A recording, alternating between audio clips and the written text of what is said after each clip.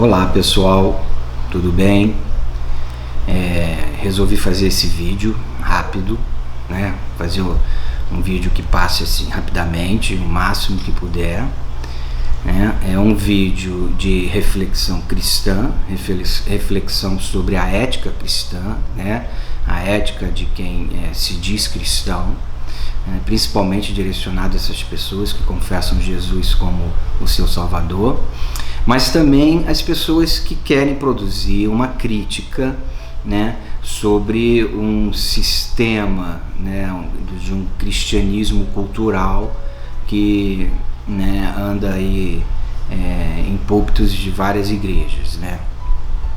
Então também serve para ateus, né, pessoas que não acreditam em existência de vida após a morte, não acreditam em nada, né, dessas coisas. Serve também como base para uma crítica ao discurso do cristianismo cultural, institucional de muitas igrejas aí.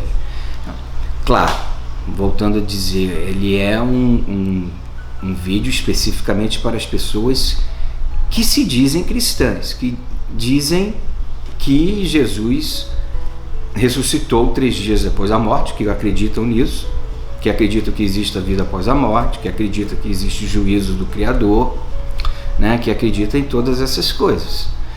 Esse é um vídeo direcionado a pessoas assim como eu, que acredita que Jesus ressuscitou 3 dias depois de morto.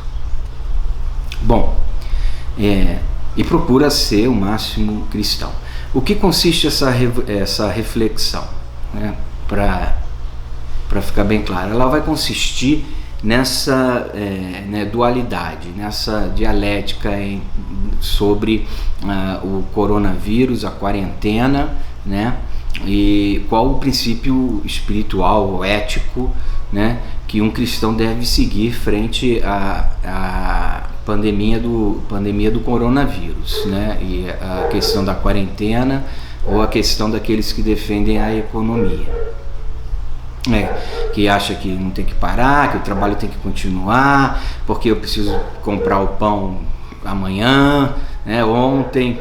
Então essas pessoas defendem que a quarentena é um problema sério e tal, e outras pessoas vão falar, não, vamos preservar a vida, em primeiro lugar, e a economia a gente vai consertar depois, né, porque a economia é feita por homens, né, e os homens podem consertar a economia, né, e o Estado tem que cumprir a função dele, que é ajudar as pessoas a passarem pelo período de quarentena com a menor necessidade possível, como os países sérios andam fazendo pelo mundo afora.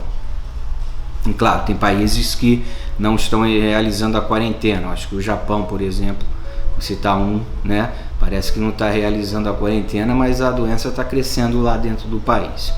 Bom, mas a perspectiva não é pela saúde pública, pela questão sanitária, né, que já possui argumentos fortíssimos pela quarentena, argumentos racionais, né, com dados científicos apresentando resultados, fatos factuais, resultados reais, né, correspondente ao fato do estudo da evolução da pandemia do coronavírus, né. Os dados científicos, os dados da Organização Mundial da Saúde, dos médicos e da maioria dos especialistas, né, são base, formam a base argumentativa já o suficiente para qualquer pessoa entender a importância da quarentena, né? Qualquer pessoa com um mínimo de bom senso, Bom, mas e na perspectiva cristã? Na perspectiva cristã, como é que fica isso? Como é que alguém que se diz de Jesus ou que recebe o Espírito Santo, né, fala pelo Espírito Santo, fala pela verdade, fala pelo bem, pelo amor, por Deus, como que essa pessoa deve se comportar frente a essa discussão, esse dilema? Fica em casa ou vai trabalhar, porque importa a economia, o trabalho? Só tem uma maneira da gente descobrir isso, né? Só tem um jeito de nós nos aprofundarmos nessa reflexão, que é uma reflexão ética, né? Que é a capacidade do indivíduo de pensar sobre, analisar sobre aquele padrão de comportamento, né? Ver se é bom, universal, bem, universal, né? Então, onde nós podemos basear a nossa reflexão cristã? Na Bíblia, né? E principalmente na palavra de Jesus, na palavra daquele que é para os cristãos um mestre, né?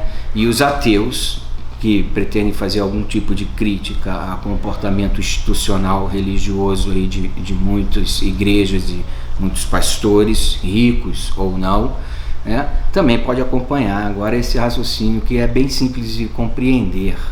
Não há muito o que você exercitar profundamente. Não é uma questão tão extremamente complexa, é uma questão simples, né? Então, vamos lá. Você pega a sua Bíblia, né? Eu estou com a minha Bíblia aqui, ok? Vá lá em João 13, vou botar meu óculos, João 13, 34 e 35. João 13, 34 e 35. Né? Fala sobre novos mandamentos. E Jesus diz o seguinte, nesses dois versículos: novo mandamento vos dou. Novo mandamento vos dou. Ele não está repetindo mandamentos judaicos tradicionais. Ele está dizendo, Jesus, que te dá um novo mandamento, ou seja, Ele, o Filho de Deus, com a autoridade, está te passando um novo mandamento. Novo, a palavra usada. Que vos ameis uns aos outros. Que vos ameis uns aos outros. Assim como eu vos amei. Que também vos ameis uns aos outros. Então, este é o mandamento. Que vos ameis uns aos outros. Assim como eu vos ameis. Que também vos ameis uns aos outros. Nisto conhecerão todos que sois meus discípulos. Nisso conhecerão todos que sois meus discípulos, se tiverdes amor uns aos outros. Se tiverdes amor uns aos outros. Bom, esse mandamento, ele é muito claro. Por quê? Ele ordena, né, um mandamento, ele ordena que você ame uns aos outros. A questão é, primeiro, é um novo mandamento que implica lá com os ensinamentos de Jesus que escandalizou os judeus, como por exemplo, perdoai os seus inimigos, porque a vantagem de, né, qual a vantagem de amar a quem vos ama, né? Aprender a perdoar os seus inimigos e tal, que são indicações de comportamento moral que Jesus dá, que batem de frente com uma cultura judaica, né? Uma cultura de guerra, uma cultura judaica de dominação. Nesse ele diz, novo mandamento. Então, é o mandamento cristão, é um mandamento de Jesus, é um novo mandamento. E qual é o verbo usado nesse mandamento? Amar, né? Que vos ameis uns aos outros. Note que ele não põe nenhuma indicação, né, de que você deva amar em consequência de tal coisa, né? Que você deva amar em condições tais, né? Que você ponha por condição tal coisa para amar. Não, ele diz apenas que amai-vos uns aos outros como eu vos amei, que também assim vos amais uns aos outros, né? E assim que serão conhecidos os discípulos de Jesus, né? Amai-vos uns aos outros, ou seja, não há condição prévia para amar, não há juízo prévio para amar a outra pessoa. Você não põe amo se, não existe o se, é um amor imediato, um amor direto entre você, sem nenhum intermediário, sem nenhum sobreposto, entre você e o próximo, entre você e o outro. Este é o mandamento, esta é a elevação ética maior para aqueles que se dizem cristãos. Aqueles que acreditam que sejam de Jesus porque frequentam igrejas, se emocionam em cultos e fazem milhões de coisas, se não conseguem priorizar o amor incondicional, direto ao próximo, como é esse versículo, o mandamento de Jesus, né? É um amor incondicional, não põe condição, e é imediato, é direto ao próximo. Se esta pessoa não demonstra em seu íntimo, ou seja, no seu coração, na sua profunda reflexão ética, espiritual, do espírito, do âmago, da alma humana, se essa pessoa não consegue demonstrar isso, então ela não é cristã. Ela não é discípula de Jesus como ela pensa que ela é. Ela pode ser discípula de uma instituição religiosa, do que um pastor rico ou não esteja pregando por ignorância ou por praticar as suas iniquidades e serem os falsos pastores e falsos profetas já anunciados por Jesus especificamente. Essa pessoa, no íntimo, ela nega Jesus. Isso é anticristo. A negação no íntimo de Jesus é anticristo. Pode fazer o que for no culto, espernear, cair no chão, gritar eu te amo Jesus, não sei o que. Se o comportamento dela não condiz com este princípio ético, né, de João 13, 34 e 35, então ela não é cristã como ela pensa que ela é. Ela é uma falsa cristã. Está aí sendo talvez enganada por falsos pastores, ricos, milionários, donos de TV, donos de rádio ou não. A enganação não se relaciona com a quantidade de dinheiro.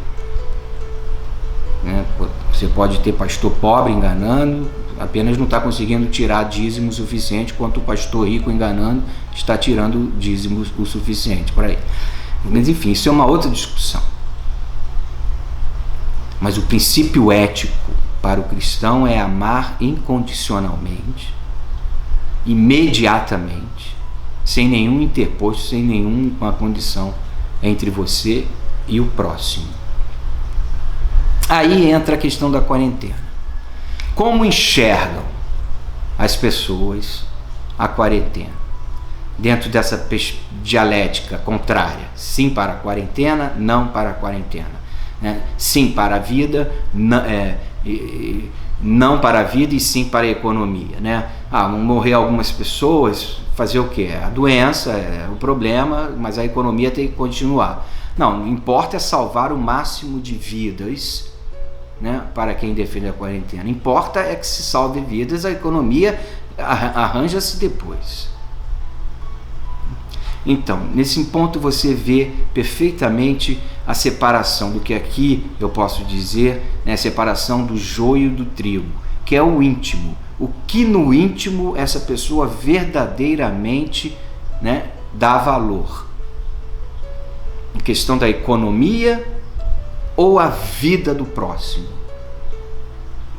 Porque se morre um, basta que um morra, para que você não esteja dando importância ao próximo, como o versículo de João aponta. Basta que tenha apenas uma morte por coronavírus no Brasil, que já é o suficiente para que as pessoas que falam, não, tem que andar a economia, não estejam no íntimo, no fundo do valor do seu âmago, do seu coração, da sua mente, lá dentro, coração e mente, lá dentro, mas a pessoa nega a Jesus, nega o Cristo. Isto é um anticristo. É um espírito anticristo que está influenciando essa pessoa. O versículo é claro, apenas para reforçar o pensamento. O versículo é claro. Amai-vos uns aos outros, como eu vos amei. Ponto. Não tem amai-vos-se. Amai-vos quando? Amai-vos talvez. Não existe nenhum intermediário no verbo amor e próximo. É imediato, é direto, sem nenhum interposto entre amar e amar ao próximo. Quando você prioriza a vida do próximo, então você está escolhendo a quarentena. Toda pessoa que se diz cristão vai respeitar a quarentena. Cristã vai respeitar a quarentena. Porque é a vida do próximo. É amar o próximo, sem condição. Economia não interessa nada. Agora, no momento, é salvar vidas. Que for para salvar apenas uma vida? Sim, apenas uma vida. Que seja, essa vida é do próximo. E o princípio ético cristão é amar ao próximo. Não diz amar a vários próximos, ao próximo. E se é o próximo que vai morrer, então nós temos que respeitar a quarentena para evitar o máximo número de mortes. Evitar ao máximo o número de mortes. Quando o íntimo, a prioridade do desejo, da mente, do coração da pessoa não é o próximo, não é amar o próximo, é o interesse econômico, sobretudo aqueles que ganham dinheiro, né, desde o trabalhador informal até o grande empresário, que ganha muito dinheiro com o sistema funcionando, né? E o informal que ganha lá seu dinheirinho para poder se alimentar, não interessa, o interesse é o dinheiro. O dinheiro. E aí rico e pobre, rico e médio estão tudo juntos. Porque o pensamento inicial é que se deixe morrer quem tem que morrer, afinal de contas, não tem cura para a doença, é preciso contagiar as pessoas para as pessoas desenvolverem anticorpos, e vem toda uma gama de discursos e de argumentos que na verdade visam sustentar, né, do ponto de vista da ética cristã, né, que visam apenas sustentar a prioridade ao dinheiro, a prioridade à economia, e não a prioridade ao próximo, à pessoa próxima, ao amor ao próximo. Então esta separação é joio e trigo. Trigo, de fato, quem vai respeitar a quarentena, vai respeitar o próximo, vai demonstrar amor ao próximo, independente da quantidade, do número de mortes, não interessa, né? E o joio aí misturado nesse pensamento com o trigo, né? Na verdade ele se desmascara, porque a pessoa bota prioritariamente o interesse na questão do dinheiro, na questão da economia. É isso. Quando você vê um religioso desses ricos defendendo o fim da quarentena, defendendo a continuação do culto, ele não está priorizando o amor ao próximo, porque o vírus vai contaminar as pessoas ali.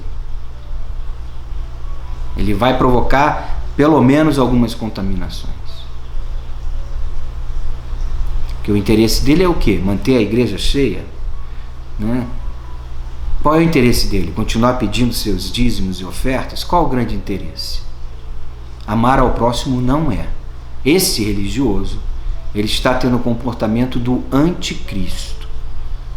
A intimidade dele, e lembrando lá, né, quando Jesus diz: aonde está teu coração, aí está o teu tesouro, né?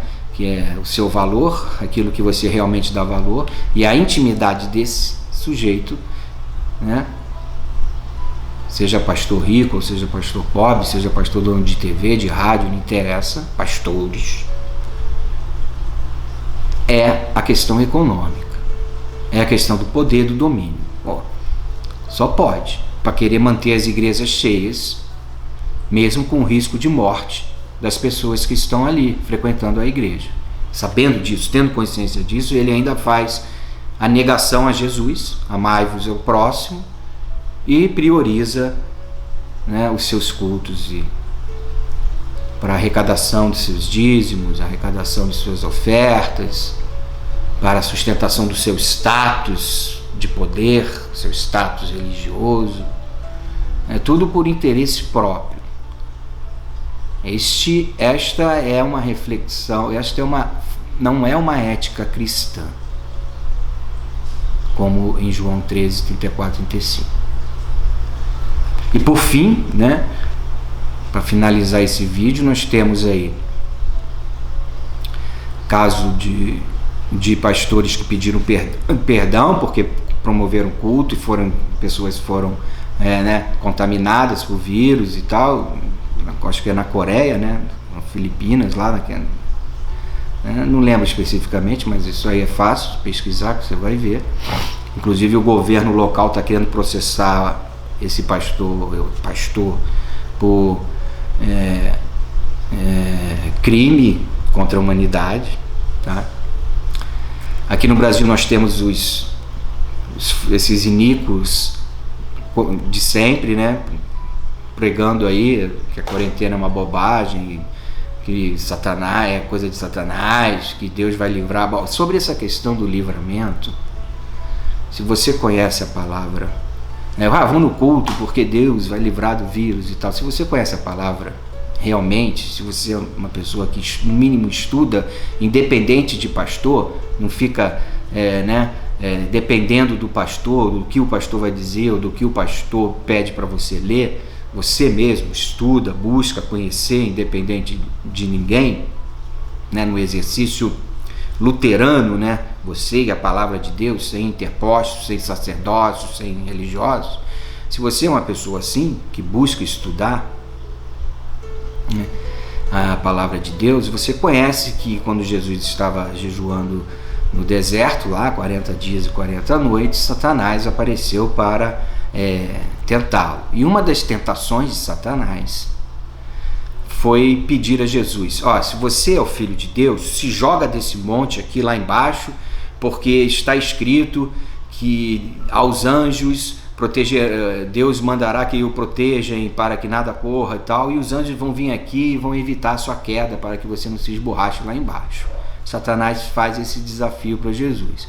E Jesus responde de maneira muito clara, e este é uma resposta muito interessante também, né, que ele diz: também está escrito, não tentarás a seu Deus, ou seja, não faz o seu Deus mover a sorte, né? Não tente ao seu Deus, né? Não tentarás ao seu Deus. Isso é muito interessante, porque não é só uma questão hierárquica, espiritual e religiosa, né? Jesus está dizendo aí, tenha bom senso. É isso que Jesus está dizendo nesse versículo, né? Não tentarás ao teu Deus, reflita, tenha bom senso, pratique o bom senso.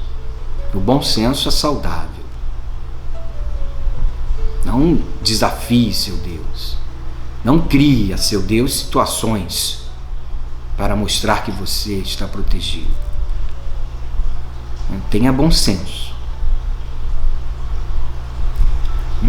E lá, no caso desses pastores que ficam dizendo que Deus vai proteger do culto, que ninguém vai pegar, que é isso, que não sei o que, isso é uma tentação, né, aos moldes da tentação de Satanás sobre Jesus. É novamente o anticristianismo, né, falando aí nessas instituições religiosas diversas, na boca de charlatães, muito conhecidos, estão aí, né? Enganando as pessoas, praticando as suas iniquidades e enganando as pessoas, ok? Então, não vá ao culto, né? Se o pastor está tão preocupado com isso, que ele promova cultos em casa, em lares, que façam as pessoas participarem de cultos domésticos nos núcleos dos seus lares. É uma saída por um período de quarentena. Deus não vai ficar chateado se você faz isso durante 3, 4 meses.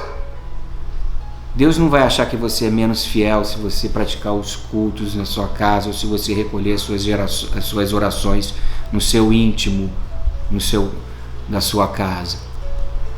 Deus não vai ficar chateado se você não frequenta a igreja nesse período de quarentena. Exerça o bom senso. É isso. Fiquem em casa, fiquem em casa e lavem bem as mãos. Se puderem, usem máscaras de pano. E é o período aí de quarentena, o tempo que vai durar. Mas seja cristão de verdade. Respeite o próximo. Ame o próximo sem nenhuma condição do que ele é, do que ele não é, do que você pensa que ele seja. Não interessa o teu pensamento. A verdade do coração. É assim que Deus enxerga. Pobres, ricos, brancos, pretos, amarelos, rosas, vermelhos, não interessa. É o íntimo.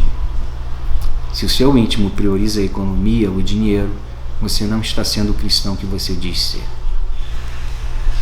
A pessoa cristã que você diz ser. Ok?